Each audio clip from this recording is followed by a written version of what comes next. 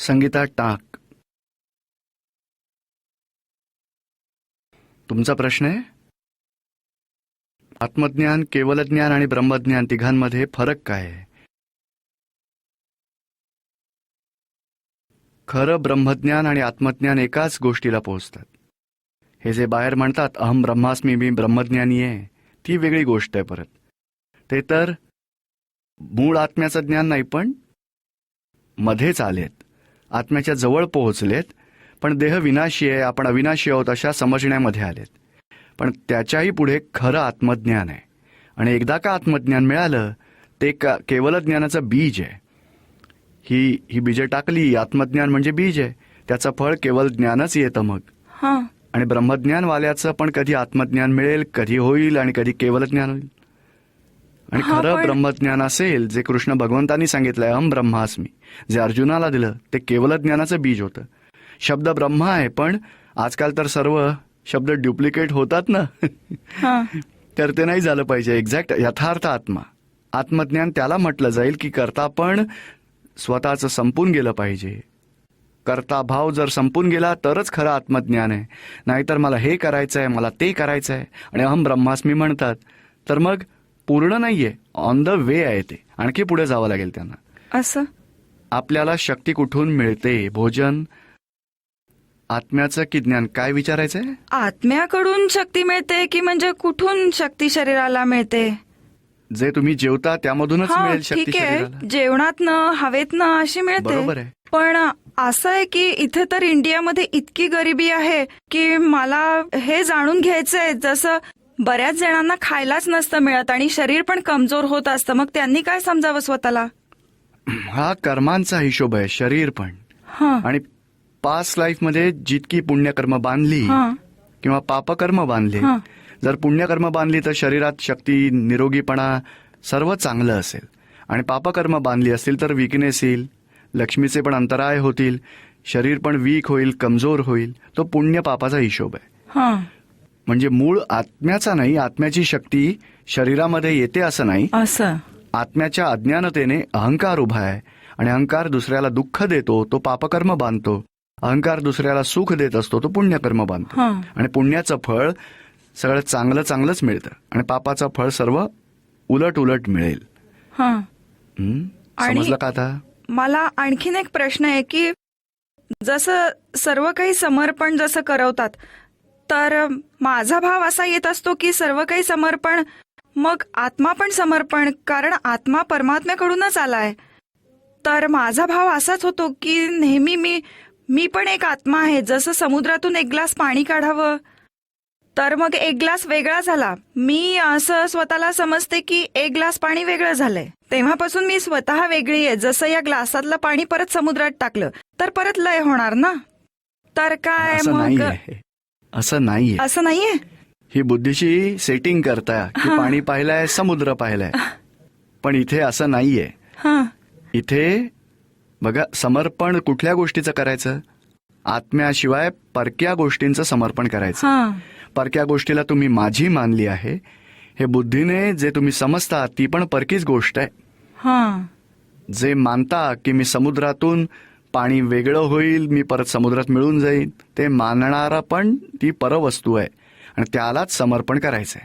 तमाम प्रकारच्या अज्ञान मान्यतांना समर्पण करायचंय. असं तर मग आत्मा तर वेगळाच राहील ना. तर मग आत्मा जो वेगळा राहील तरच तो तुम्हाला अनुभवता येईल की मी खरोखरची कोण आहे.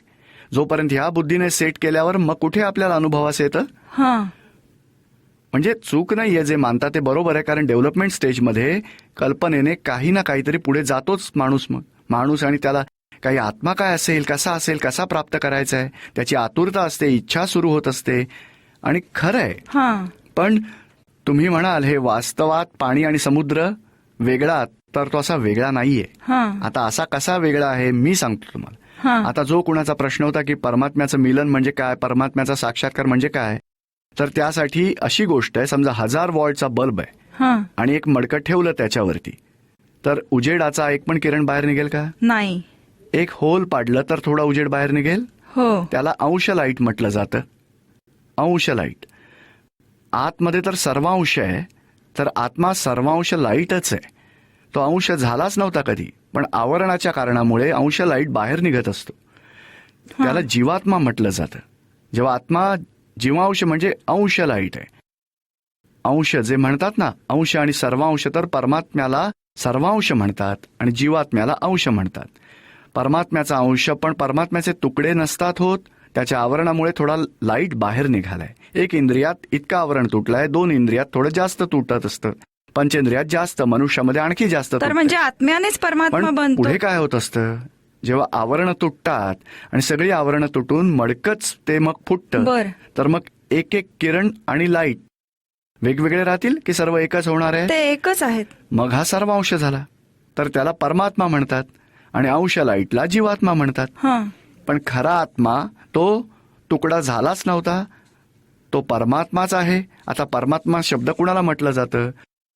जोपर्यंत अज्ञानात आहे मीच देहस्वरूप आहे, नामस्वरूप, तिथपर्यंत तुम्ही जीवात्मा आहात. म्हणजे अंश लाईट जो सांगितलाय, थोडी आवरणं तुटतात आणि निरावरण होतं, प्रकाश, त्याला अंतरात्मा दशा म्हटलं जातं. आणि सर्व आवरणं तुटून गेली, मडकच फुटलं, सगळी आवरणं तुटली, तर स्वतःच स्वयंप्रकाश स्वरूप झाला, त्याला परमात्मा स्वरूप म्हटलं जातं. परमात्मा आणि आत्म्यामध्ये अंतर नाहीये, आत्मा तोच परमात्मा. तर ऍक्च्युली काय झालंय, परमशब्द आत्म्याला लावला गेलाय. जसं परमशांती, परमसुख, परम आनंद, तसंच परम आत्मा म्हणजे absolute stage of pure soul, केवल स्थिती आत्म्याची, त्याला परमात्मा म्हटलं जातं. म्हणजे आत्माच आहात तुम्ही, पण तुम्ही देहाध्यासामध्ये आहात म्हणून म्हणता. मी स्त्री आहे, त्यांची पत्नी आहे, ती जीवदशा आहे. जेव्हा तुम्हाला ज्ञान मिळेल, पत्नी स्त्री ही तर संगीत आहे, मी तर शुद्धात्मा आहे, तुम्ही अंतरात्मा व्हाल. आणि जेव्हा संपूर्ण दशेत पोहोचाल तेव्हा तुम्ही स्वतःच परमात्मा होत असता. वर कुणी दुसरा परमात्मा नाही, त्याला जाऊन भेटायचं आहे. आत्मा परमात्मा आहे, आत्मा तोच परमात्मा. समजलं आता तुम्हाला? हो. आत्म्याकडून म्हणजे अशी दादा भगवानांकडून अशी शक्ती मागतो की आवरणं सर्व तुटून जावी. आपल्याला सर्वांना शक्ती मिळतच राहणार. मिळतच असते ना खूप. कारण प्रकट आत्म्याकडे जितकी शक्ती मागाल तितकी शक्ती प्रकट होतच जाईल तुमची. हां. त्याच्या मागे पण सायन्स आहे. कारण तुमच्याकडून क्रोध होत असतो, तेव्हा तुम्ही आतमधून मानता क्रोध करणं चूक आहे, हे दादा भगवान अशी चूक न करण्याची मला शक्ती द्या. हां. म्हणजे तुमचा अभिप्राय क्रोधाच्या विरुद्ध झाला, म्हणून क्रोध गळून पडेल आणि तुमच्याच आत्म्यामधून शक्ती व्यक्त होत जाईल. असं बाहेरच्या आत्म्यातनं नसते येत. पण जोपर्यंत तुमचा आत्मा अनुभवाला येत नाही तिथपर्यंत ज्ञानी पुरुषच तुमचा आत्मा आहे. त्यांना आठवून मागाल तरीही तुमच्या आत्म्यालाच पोहोचेल ते, आणि तुमच्या आत्म्यामधूनच शक्ती व्यक्त होत जाईल. जय सच्चिदानंद. जय सच्चिदानंद. राजेश शर्मा, आपल्याद्वारे केल्या गेलेल्या कर्मांची फळं किती वेळाने येतील हे कोण ठरवत असतं? तसंच कुठल्या आधारावर हे ठरवलं जातं? आधार तर चित्रगुप्त नावाचा कोणी नाहीच आहे वर. गुप्त चित्र आहे आतमध्ये. जितका तीव्र राग आहे तितकी चिकट कर्म असतात, आणि साधा राग आहे तर साधी कर्म होत असतात. जितकं मन वचन कायाच्या एकाग्रतेने तीव्र भाव केला तर चिकट कर्म होत असतात, आणि चिकट कर्माला फळ देण्यात जास्त टाईम लागतो. जसं खूप दुःख देण्याचं वैरभाव झाला तर म्हातारपणात जे फळ मिळेल. पण साधारण आहे, कुणाला दुःख झालं, धक्का मारला तर मारला, तर छोटं साधं कर्म आहे तर बालपणामध्येच येईल. तुमचा हात तुटेल पण कदाचित, आणि प्लास्टर येईल आणि लवकर भरून बरा पण होईल. आणि म्हातारपणात प्लास्टर येणार नाही तर 3-3 महिन्यांपासून बेडवर राहावं लागेल, दुःख मिटणार नाही, आणि त्याऐवजी दुसरी कितीतरी कॉम्प्लिकेशन्स उभी राहतील. हे सर्व कसं काय ठरत हे असतं? नैसर्गिक आहे. नैसर्गिक म्हणजे जसा आपला पाण्याचा प्रवाह वाहत असतो ना, हा. तर त्यामागे मोठे दगड खाली बसतात, छोटे वर राहतात, वर, आणि माती एकदम वर राहते. बरोबर. पाहिल्यात ना तुम्ही कधी? हो हो हो. आता असं मातीचं किंवा थोडं असं उचला क्वांटिटी आणि पाण्यामध्ये टाकून फिरवा, खूप खूप फिरवा, आणि मग आपोआप स्थिर होऊ द्या. तर मग आपोआप त्यांचं डिव्हिजन होतं, छोटा मोठा मोठा मोठा मोठा. तर हे कोण करत असेल? त्यांच्या स्वभावाने डिव्हिजन होत असते. जर चिकट कर्म आहेत किंवा नाममात्र साधी कर्म आहेत किंवा भारी कर्म, हलकी कर्म आहेत, आपोआप डिव्हिजन होत असते. हलकी कर्म बालपणात येतात, भारी कर्म मग म्हातारपणात येतात, तारुण्यात मिक्सचरवाली कर्म येतात. आपोआप होत असतं. त्याचा अर्थ ते एकाच शब्दात सांगायला स्वभावाने विभाजन होत असतं. स्वभाव वस्तू प्रवर्तते. कृष्ण भगवानांनी गीतेत हेच म्हटलंय ना, कुणाला ठेवावं नाही लागत, आपोआपच निसर्गाचा स्वभावच आहे. आपोआप डिव्हिजन होत असते आणि फळ देत राहते. आपण एक एक्झाम्पल देऊया, जसं की ध्यानाचं बीज लावलं आहे तर त्याचा एक परिपक्व काळ असतो निश्चित. आंब्याचं एक बीज लावलं तर त्याचा एक निश्चित परिपक्व काळ असतो, त्यावेळीच तो आंब्याचा बीज तिथे येणार. तर इथे मी सांगू इच्छितो की सायन्सने इतके डेव्हलपमेंट केलंय की ध्यान जे असते त्याचा पण एक निश्चित काळ झालेला असतो. जे बीज आलेलं आहे आजकाल त्यावर लिहिलेलं असतं इतक्या वेळाने मग फळ येईल, म्हणजे हे आजकाल निश्चितच झालेलं असतं. काय हे कर्मांमध्ये म्हणजे असं काही होऊ शकतं की याच्यावर जे काय मनुष्य जीवाची कर्म कमीत कमी एक 50-80 वर्षांमध्ये फळ देत असतात. हो पण चिकट कर्म असतील, बरोबर, बघा परस्त्री परपुरुष जी लफडेबाजी करतात ना, तिथे तर 5-5 हजार वर्षांनी फळ देतील. याच जन्माचं फळ याच जन्मांमध्ये नाही मिळतं नाही का? नाही नाही, स्थूल कर्मांची फळं याच जन्मामध्ये पूर्ण होतात. बरं, जी सूक्ष्म कर्म आहेत त्याची फळं नेक्स्ट लाईफ मध्येच असतात. आणि जास्त खराब बांधलाय तर 2-4 लाईफ नंतर मग येतील, भरोसा नाही. एक कमीत कमी 50-80 वर्षानंतरच फळ येत असतं, सूक्ष्म येते. एका क्रोधासंबंधी पण सांगायचं होतं. जसं आपल्या कुणाच्याही मनाप्रमाणे कुठचंही काम झालं नाही तर आपल्याला खूप क्रोध येतो. आणि आपण एका नोकर मालकाचं एक्झाम्पल त्यांनी दिलं होतं की आपल्याला एका नोकराला काम सांगतो, 4-5 काम सांगतो, पण ते वेळेवर पूर्ण नाही करू शकत आणि त्याचा खूप आपल्याला क्रोध येत असतो. तर इथे त्यांनी एक्झाम्पल दिलंय की आपल्या आरपीएम आपलं रिझोल्युशन खूप जास्त असतं, तर त्यांनी ऍडजस्टमेंट घेण्यासाठी सांगितलं की आपण आपलं कमी करावं आरपीएम, त्याची लेवल बघून त्याला समजवावं. त्याच ढंगाने आपण ऍडजस्टमेंट घेत असतो आणि आपल्याला जे भोगावं लागतं त्यातनं आपण सुटत असतो. माझा प्रश्न दुसऱ्या पैलूवर जातो की ज्याच्यावर रिझोल्युशन खूपच स्लो होत असतं, खूपच मंद होतं, त्यावेळेवर काम करू शकत नाही, त्याला लोक हिनवत असतात की तू खूप मंद आहेस, तुला काहीच येत नाही, तू असाच आहेस, तू तसाच आहेस. तर त्याने कशी ऍडजस्टमेंट घ्यावी, त्याने कसं स्वतःला अपडेट करावं, तो कसा इतर लोकांसारखा बनू शकेल? बघा सिंपल आहे ह्यामध्ये. बरं, आता राजेशचं हे रिझोल्युशन कमी आहे. हो कमी आहे. ऑफिसमध्ये साहेब त्याला बोलतात असं करतोस तू, बस परत परत हे करतोस तू, असं कर. तो 10 वाक्य बोलेल. तिथे तर भोगणं येतं ना. माझं मग म्हणणं आहे का, तर फर्स्ट स्टेप ही आहे, राजेशला म्हणतायत साहेब हे वेगळं ठेवा. दुसरी स्टेप आहे पॉइंट ऑफ व्ह्यू साहेबांचा काय आहे तो स्टडी करा. कारण 10 वाक्यांमध्ये एकच पॉइंट बोलू पाहत होतात की हे पोस्ट घेऊन हा चेक घेऊन जा बँकेत भरून लवकर ये. मग बरं, तितकंच बोलायचं होतं त्यांना. आपण बोलेल किती, कारण त्यांचं हाय फिरतं, तू कामच नाही करत, सगळा मूर्ख आहेस, असं लवकर जात नाहीस, लवकर जायचं कुठे पण, थांबायचं नाही, परत यायचं, इतकं बोलेल. बरं, तर मग पॉइंट ऑफ व्ह्यू एकच आहे, तर तुम्हाला स्क्रीन करावं लागेल यांचा पॉइंट ऑफ व्ह्यू काय आहे, फर्स्ट स्टेप. दुसरी, कुठले खराब शब्द जितके म्हणून येतील ते बघा चाळणीतून काढून टाकायचे आणि बाजूला ठेवा. मग आणि तरी पण हर्ट होत असेल तर राजेशला वेगळा. बरं, राजेश आपला हिशोब आहे पूर्ण करा आणि साहेबांचा शुद्धात्मा पहा आणि प्रार्थना करा की शुद्धात्मा भगवान यांचा हाय रिझोल्युशन आहे, यांचा पॉइंट ऑफ व्ह्यू समजण्याची शक्ती द्या आणि त्यांच्यासोबत मॅच व्हायची शक्ती द्या. बस हळूहळू इतकं करत राहा. नाही स्वतःला इम्प्रूव्ह करण्यासाठी स्वतःला काहीच नाही, हा पॉइंट ऑफ व्ह्यू समजत जाल बरं तर आपोआप इम्प्रूव्ह व्हाल. इम्प्रूव्ह व्हायचा उपाय इतकाच आहे. बरं, तो तुम्हाला किती पण बॉम्बार्डिंग करेल, बरं, तुम्हाला टच होणार नाही, तोच इम्प्रूव्ह व्हायचा उपाय. कारण मी पण त्याच्या आधी तुम्ही असं- म्हणालात की मला खूपच त्रास होत आहे, तुम्ही हर्ट झालात तर तुमचं रिझोल्युशन डाऊन होणार. तुम्ही हर्ट होऊ दिलं नाहीत तर तुमचं रिझोल्युशन वाढतच जाईल. हर्ट व्हायचं, इगोइझमला हर्ट होतं, तुम्ही त्याला वेगळं ठेवा. राजेशला वेगळं ठेवलं तरच जे काही बॉम्बार्डिंग येतं त्याला कॅच करा, बाजूला ठेवा आणि जो पॉइंट ऑफ व्ह्यू त्याच्यासोबत सॉल्युशन ठेवा. आणि मला झालं मानाल तर मग तुम्ही डिस्टर्ब व्हाल. तुमचं जे 25 रेझोल्युशन्स फिरतात ती पण 5 होऊन जातील आणि साहेबांचं 500 आहेत ती जास्त हायपर तुम्हाला क्रश करतच राहतील, तुम्हाला चिरडतच राहतील. नाही आम्ही पण कधीतरी त्या पदापर्यंत पोहोचू शकतो का? प्राप्त कसं? करणं किंवा न करणं सोडा आणि दुःखापासून मुक्ती तर मिळवा. हो.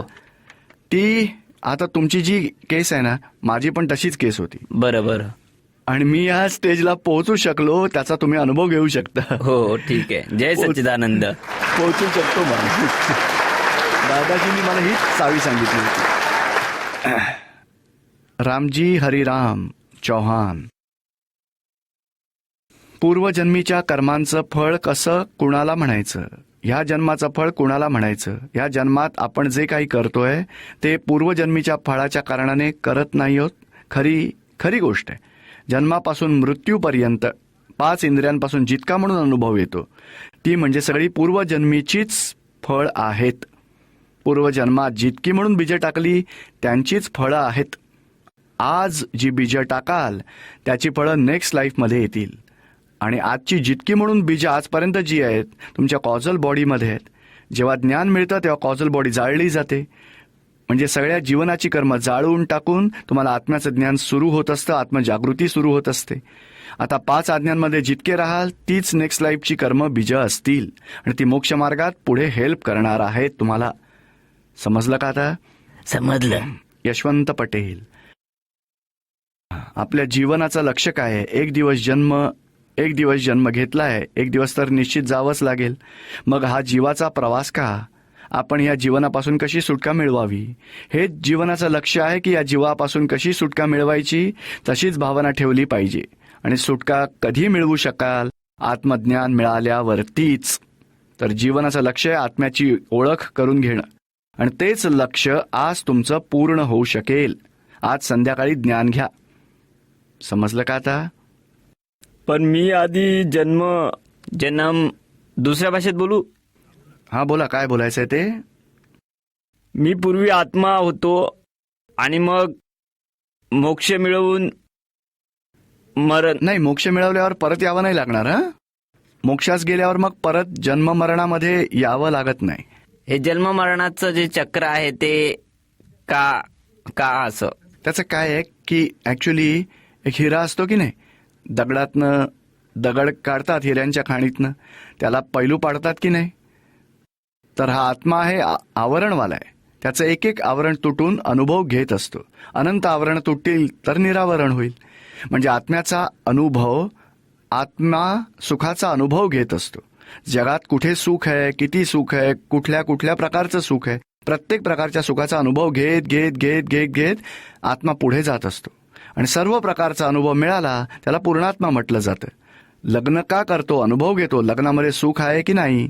आई वडील म्हणजे वडील का बनतो? सुख घेत असतो. वडील बनण्यामध्ये सुख आहे की नाही? आपल्यासारख्या पूर्वभावामध्ये अनुभव घेतलाय की लग्न करण्यात सुख नाहीये, वडील बनण्यात सुख नाहीये, जावई बनण्यामध्ये सुख नाही, तर या लाईफमध्ये ते मिळत नाही. तर अशा अनंत अवतारांचा अनुभव घेऊन पुढे जात आहे आत्म्याच्या अनुभवासाठी. त्यासाठी जग आहे, चुकीचं नाहीये. मनोज कारकवानी.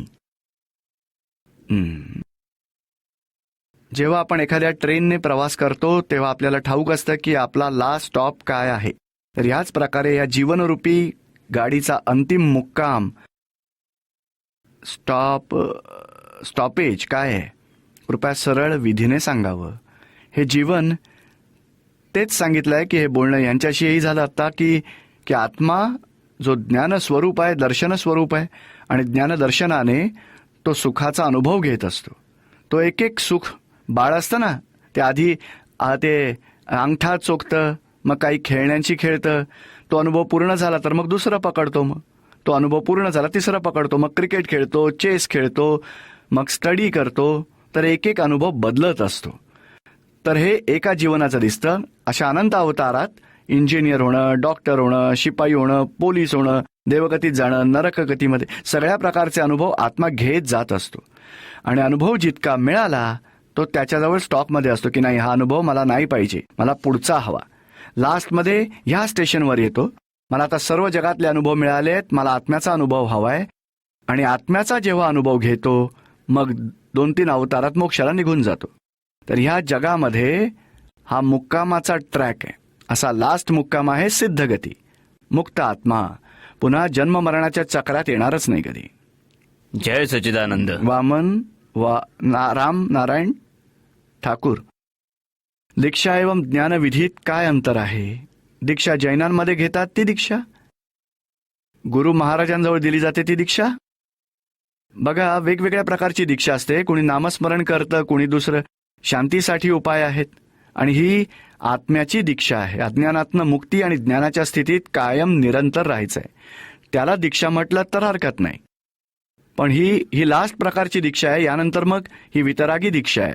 यानंतर मग कुठलीच दीक्षा तुम्हाला घ्यावी नाही लागणार.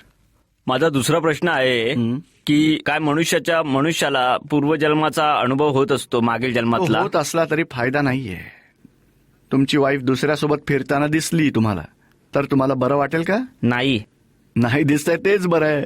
जय सच्चिदानंद. होऊ शकतं, कुणाला होऊ शकतं. सुरेश, इंद्रियांना वश करण्यासाठी काय केलं पाहिजे? सुरेश आहेत का? इंद्रियांना वश करण्याची मेहनत नाही करायची. इंद्रियांचा मालक आहे, त्याला वश करा. त्यांचा मालक आहे मन, त्याच्यावर बुद्धी, वर मग अहंकार. अहंकार वश झाला तर इंद्रिय सगळी वश आहेतच. खरोखर इंद्रियांना वश करायची मेहनत घ्यायची नाहीये. इंद्रियांचा तळ कधी फाटेल काही भरोसा नाही. अहंकाराला काढायचं आहे. इंद्रियांचा मालक आहे अहंकार. अहंकार निघून गेला तर मोक्ष होणार आहे. शशिकांत शर्मा, दुर्ग. जीवन, शशिकांत आहेत का? जीवनात मध्यमामध्ये माता आणि पत्नीमधून फक्त एकीचा ऐकण्याचा विषय येतो तेव्हा कुणाचं ऐकलं जावं? निवडलं जावं. निवडलं हो. जावं. आईचं आणि पत्नीचं हो. दोघींच्या बोलण्यात. निवडण्याची जर संधी मिळाली कुणा एकीला, बघा, लग्न पत्नीशी केलायत ना तुम्ही, हो. तर तुम्ही एवढं हुशार राहिलंच पाहिजे. हस्बंडची ड्युटी अशी आहे की वाईफला दुःख न हो आणि आईलाही दुःख न हो, असं मध्येच बॅलन्स करत राहायचंय. हा, आपली वाईफ असेल आणि दुसरी मुलगी असेल तर मग वाईफला सांभाळायचं, आणि आई आणि वाईफ असेल तर फर्स्ट प्रायोरिटी वाईफचीच असते. पण इतकं दुःख आईलाही देऊ नका की वाईफला मजा वाटेल आणि आईला दुःख होईल. दोघांना थोडं बॅलन्स. जसा घर सोडण्याचा विषय असेल, हा, तर मग थोडं बॅलन्स करून बघा. तुमची किती सुविधा आहे, किती पैसे आहेत, आई एकटी आहे, म्हातारी आहे, काय पॉसिबिलिटी आहे, सगळे व्यवहार बघून मार्ग काढावा लागेल. मग तुम्ही आता खूप टाइम नाही आहे. निरुमांची कॅसेट आहे. आई, पती, पत्नी आणि हे सासू, सून आणि पती. ती कॅसेट घेऊन जा तुम्ही. हो. त्यामध्ये बऱ्याच चाव्या हो मिळतील. सर.